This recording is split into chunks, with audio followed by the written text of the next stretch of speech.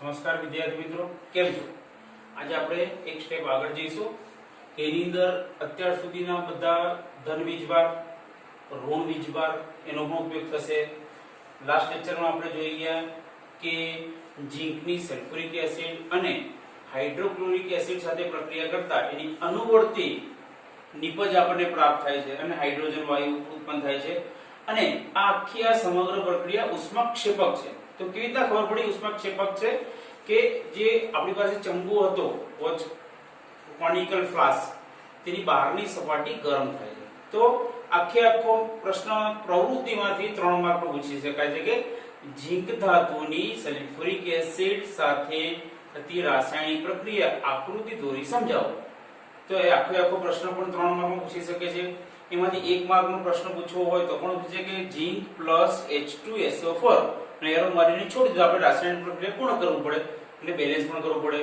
અથવા ઝીંક plus HCl એ પ્રક્રિયા પણ પૂર્ણ કરો તો એ પણ આપણને 1 માર્કમાં પૂછી શકાય છે. યાની કે 1 અથવા 3 માર્કનો પ્રશ્ન પૂછી શકે છે. આજે આપણે જે રાસાયણિક સમીકરણ જોયું છે તો રાસાયણિક સમીકરણમાં આપણે પ્રક્રિયકો જોયા અને નિપજ જોયા. પ્રક્રિયક વચ્ચે પ્રક્રિયા થઈને નિપજ બને છે. એ નિપજના અંતે એ પ્રક્રિયાને બેલેન્સ કરવું પડે કે જેટલા પ્રક્રિયા બેલેન્સ પરથી કેવી રીતે ખબર પડી જાય કે એનું મહત્વ કે પ્રક્રિયક અને નિપજમાં કેટલા મોલનો ઉપયોગ થયો છે એ આપણને ખબર પડી જાય. તો આજે આપણે મહત્વનો વધુ જોઈશું. પહેલું જ આપણે ઉદાહરણ લઈએ H2 Cl2. ઘણીવાર પરીક્ષામાં આ રીતના H2 Cl2 એરો કરીને છોડે રાસાયણિક સમીકરણ પૂર્ણ કરો તો આ એક માર્કની અંદર આ સમીકરણ આપણને પૂછી શકાય. તો આપણે એની નિપજ પણ બનાવવાની. નિપજ બન્યા પછી આપણે એના નામ પણ લખવાના, ત્યારે આપણને 1 માર્ક મળે અને અંદર બેલેન્સ પણ કરવું પડે. અથવા બીજી રીતે પૂછાય H2 એટલે હાઇડ્રોજન, ક્લોરીન, H2 ક્લોરીન અને એરો મારીને છોડી દે તો એ વખતે આપણને નિપજ પણ આવડવી જોઈએ. તો એ વખતે આપણને હાઇડ્રોજન એટલે H2, ક્લોરીન એટલે Cl2 એ પણ ખબર હોવી જોઈએ. તો આ બે વચ્ચે પ્રક્રિયા થઈ તો આની પર +1 વીજભાર છે, આની પર Cl-1 વીજભાર છે. ફરી નિયમ આવી ગયો કે સમાન અને વિરુદ્ધ છે તો કોઈનો વીજભાર કોઈના પગમાં લખાશે નહીં અને આપણને સિમ્પલી નિપજ હાઇડ્રોક્લોરિક એસિડ પ્રાપ્ત થઈ ગઈ. હાઇડ્રોક્લોરિક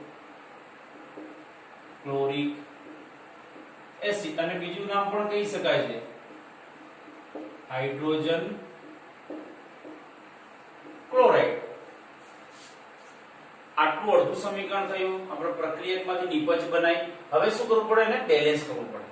તો બેલેન્સ કરવા માટે પછી આપણે હવે સીધા આવડી જોઈએ કે અહીંયા હાઇડ્રોજનના 2 મોલ છે, અહીંયા પણ 2 લખવા પડે. તો 2 કયા સ્વરૂપે લખવા પડે?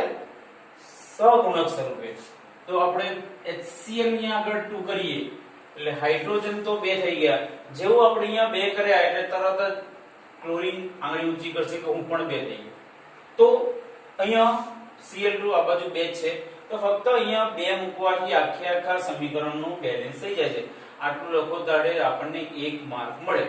તો એક પહેલા નંબરનું રાસાયણિક સમીકરણ. બીજું પૂછી શકાય છે કે Na એટલે નાઇટ્રોજનની H2O પાણી સાથે પ્રક્રિયા કરીને એરો છોડી દે. આપણે નિપજ પણ બનાવવાની, નામ પણ લખવાના અને બેલેન્સ પણ કરવાનું. તો આનું નામ થશે આપણી પાસે સોડિયમ. H2 એટલે પાણી, સોડિયમ પર Na+1 વીજભાર. આનું એનાલિસિસ કરીએ H2 એટલે H+ અને OH-. આ બે તત્વો ભેગા થઈ અને શું તો નિપજ બને છે. તો આનો ધન અને આનો ઋણ વીજભાર જોડાય. બંનેના વીજભાર કેવા છે? સમાન છે. તેથી આપણે નીચે લખીએ Na+, OH-1. તો બંનેના સમાન અને વિરુદ્ધ છે એટલા માટે NaOH. શું વધ્યું અહીંયા પાસે આપણી પાસે? Hydrogen ion. હાઇડ્રોજન આયન અસ્તિત્વ નથી એટલે હાઇડ્રોજન વાયુ સ્વરૂપે આપણને પ્રાપ્ત થઈ જાય છે. આનું નામ થઈ જશે આપણી પાસે સોડિયમ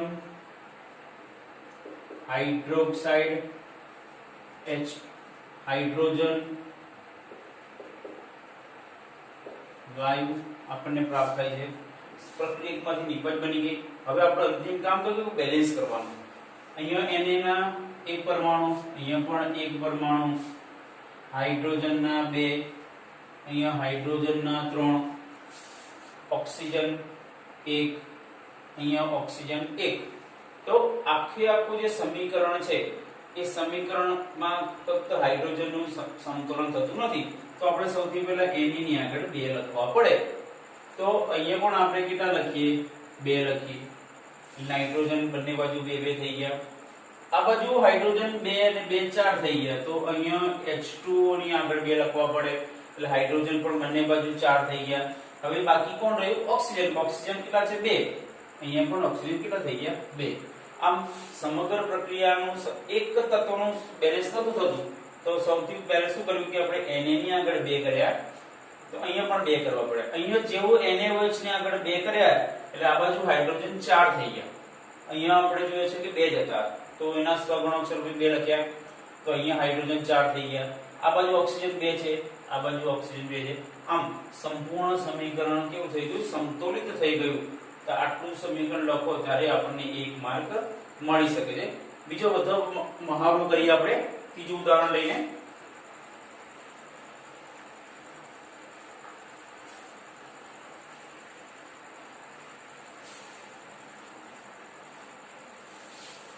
વિદ્યાર્થીઓને નમ્ર વિનંતી છે કે જ્યાં જ્યાં વિડિયો પોસ્ટ કરીને સમીકરણ લખવા જેવું લાગે તો જરૂરથી લખજો એટલે તમને વધુ મહાવરો થશે.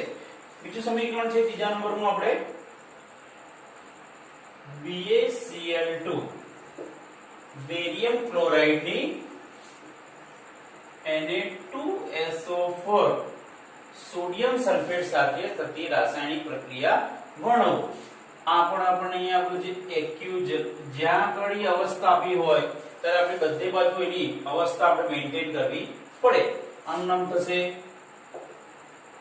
Barium chloride. Na2 એટલે સોડિયમ સલ્ફેટ. તો આ બે પ્રક્રિયાઓ વચ્ચે પ્રક્રિયા કરવાની છે. તો સૌથી પહેલા આપણને આ બેરિયમ ક્લોરાઇડ ના કયો કયો વીજભાર ધરાવે છે આપણને ખબર હોવી જોઈએ. આ Cl2 ના પદમાં 2 છે એટલે Ba+2 Cl - 1. અહીંયા Na+1 અને SO4 - 2 આ બે છે એ SO4 ના છે. આ બે વચ્ચે પ્રક્રિયા થશે તો કેવી પ્રકારની દ્વિવિસ્થાપન પ્રકારની થશે કે અહીંયા આ જે Ba+2 છે એ Na+ ની જગ્યાએ જતા રહેશે અને આ જે Na+ છે એ Ba+2 ની જગ્યાએ આપણે તો નિપજમાં મૂકી દઈએ એટલે આપણને વધુ ખ્યાલ આવે.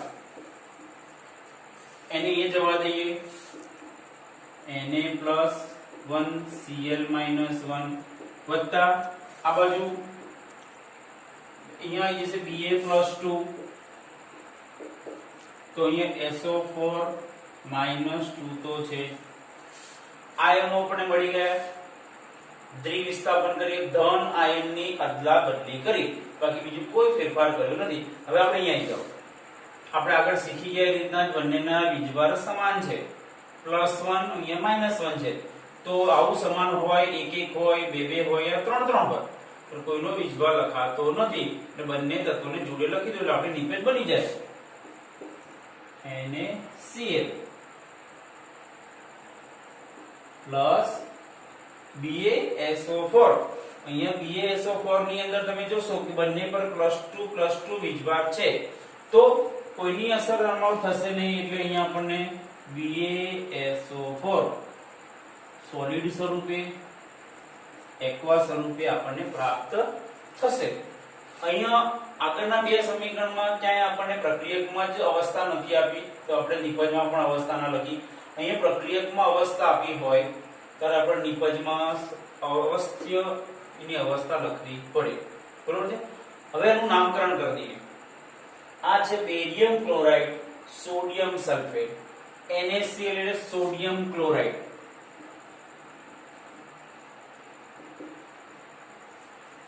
BaSO4 यानी कि सोडियम की जगह से बेरियम सल्फेट.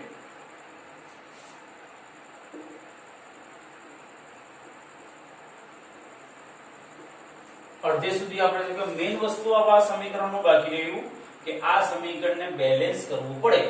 તો સૌથી પહેલા બેલેન્સ કરવા માટે અહીંયા Ba1 છે, Ba1 છે, અહીંયા Cl2 2 છે, તો આ સોડિયમ NaCl ની આગળ 2 લખવાથી ક્લોરાઇડ 2 થઈ ગયા. જેવા અહીંયા આપણે 2 લખીએ છીએ તો સોડિયમ પણ 2 થઈ ગયા.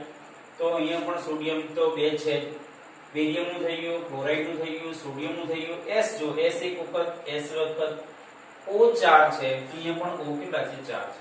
આમ ફક્ત આપણે NaCl ની આગળ 2 મૂકવાથી આખા સમીકરણનું બેલેન્સ થઈ જાય છે. ઘણી વખત પરીક્ષામાં આપણે આ બે જ વસ્તુ આપી હોય કે બેરિયમ ક્લોરાઇડ અને સોડિયમ સલ્ફેટ વચ્ચે રાસાયણિક પ્રક્રિયા કરતા મળતી પ્રક્રિયાનું રાસાયણિક સમીકરણ લખો. ત્યારે આપણે આ બધું જ આપણું લખવું પડે. પ્રક્રિયા પણ લખવા પડે, અણુસૂત્ર પણ લખવું પડે, નામ પણ લખવું પડે. આ જે વધુ મહાવરો થઈ જાય પછી આ નીચેની લાઈન ન લખો તો ચાલે, પણ આ લખો તો આપણે કદી ભૂલ પડે નહીં. અત્યારે જ્યારે પ્રેક્ટિસ કરીશું ત્યારે આપણે આ નીચેની આ જે આયનો જે પ્રદર્શિત કર્યા છે એ આપણે લખવાનો આગ્રહ રાખીશું. એનાથી આપણે શું થઈ જાય કે વધુ પડતો અભ્યાસ આપણે કરી શકાય છે. ચોથું ઉદાહરણ લઈએ. NaOH Na એટલે સોડિયમ હાઇડ્રોક્સાઇડ જલીય સ્વરૂપે એની હાઇડ્રોક્લોરિક એસિડ સાથે રાસાયણિક પ્રક્રિયા કરતા આમ કરીને સમીકરણ છોડી દે તો પણ આપણે શું કરે પૂર્ણ કરતા આવડવું જોઈએ. તો આનું નામ થઈ ગયું સોડિયમ હાઇડ્રોક્સાઇડ હાઇડ્રોક્લોરિક એસિડ. આ બે વચ્ચે પ્રક્રિયા કરો તો ફરી આમાં આપણે આયનો પ્રદર્શિત વીજભાર પ્રદર્શિત Na+1 OH-1 અહીંયા H+1 Cl-1 આમાં પણ એક નિયમ ધન આયનની હેરાફેરી. H+ ની જગ્યાએ જતા રહે H+ અહીંયા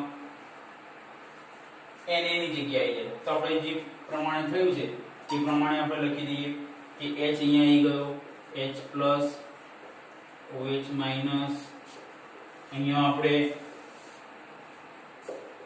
Na+ Cl-1 આના પરથી H+ અને O2 તો શું થશે OH તો અહીંયા બંનેનું ભેગું શું થઈ જશે H2O લિક્વિડ સ્વરૂપે પ્રાપ્ત થઈ જાય છે. અને અહીંયા થઈ જશે NaCl યાની કે સોડિયમ ક્લોરાઇડ. NaCl કયા સ્વરૂપે છે? એક્વા સ્વરૂપે. H2O એટલે પાણી, સોડિયમ ક્લોરાઇડ. આમ પ્રક્રિયા વચ્ચે પ્રક્રિયા કરીને આપણને નિપજ પ્રાપ્ત થઈ છે. તો આને પણ આપણે બેલેન્સ કરી જોઈએ કે કોઈ તત્વનું બેલેન્સ થઈ જશે. Na1 O1 O1 હાઇડ્રોજન 1 ને 2 હાઇડ્રોજન 2 ક્લોરીન 1 ક્લોરીન 1. આમ આ સમીકરણ સંપૂર્ણ સમતુલિત સ્વરૂપે છે. તેમાં કોઈ પણ તત્વને આપણે ઉમેરવો પડતો નથી, યાને કે કોઈ પણ સહગુણક સ્વરૂપે નંબર પણ લખતા નથી. સંપૂર્ણ બેલેન્સ સ્વરૂપે જ છે. અને આજે છેલ્લું સમીકરણ જોઈશું આપણે 5મા નંબરનું. આ પણ ફરી કહું છું કે વિડિયો પોઝ કરીને સમીકરણ પર લખવાનો આગ્રહ રાખો એટલે તમને વધારે ખબર પડી જાય.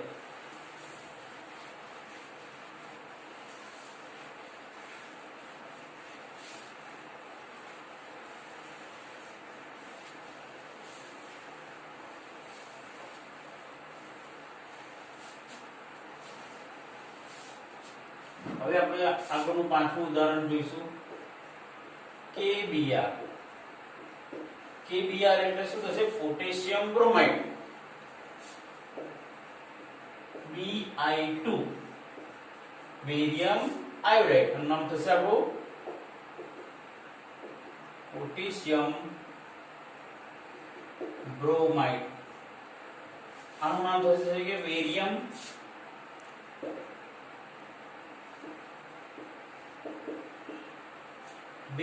આયોડાઇડ. આ બે વચ્ચે પ્રક્રિયા કરી અને આપણે નિપજનું રૂપાંતર કરવાનું છે. તો સૌથી પહેલા આપણે આના વીજભાર અહીંયા KBr છે એટલે આપણી પાસે ત્રણ પોસિબિલિટી, કાં તો બંને પર એક એક વીજભાર હોય, કાં તો બે બે હોય, કાં તો ત્રણ ત્રણ હોય. તો આપણે જાણીએ છીએ કે K ઉપર +1 વીજભાર હોય તો Br ઉપર કયો થઈ જાય? -1 થઈ જાય. અહીંયા આપણે Ba પર +2 અહીંયા કશું નહીં એક સમજવાનું આયોડાઇડ ઉપર 1 તો આ બે આયનો પ્રદર્શિત કરી દીધા અને શું થશે દ્વિવિસ્થાપન પ્રક્રિયા જે પોટેશિયમ છે એ બેરિયમની જગ્યાએ આવી જશે બેરિયમ છે એ પોટેશિયમની જગ્યાએ આવી જશે તો આપણે અહીંયા લખી દઈએ Ba+2 અહીંયા તો Br-1 એમ ને એમ રહેશે અહીંયા બેરિયમ +2 ની જગ્યાએ પોટેશિયમ આવી જશે K+1 અને અહીંયા I-1 તો છે ફરી પાછું આપણે આવ્યું કે જે પહેલા બીજા દિવસના લેક્ચરમાં આપણે જોયું હતું કે આ જે આયનો છે આયનોને અનુલક્ષીને એનું અણુ સૂત્ર બની જાય તો અહીં પહેલા એ બનાવવા માટે આપણે વીજભાર જોઈએ કેવા છે અસમાન છે અહીંયા +2 છે અહીંયા -1 છે તો શું થશે કે બંનેના વીજભાર એકબીજાના પગમાં જાય જઈએ એટલે એક હોય તો ના લખાય બે હોય તો લખવું પડે તો આપણી અહીંયા નિપજ બની જશે Br2 એટલે બેરિયમ બ્રોમાઇડ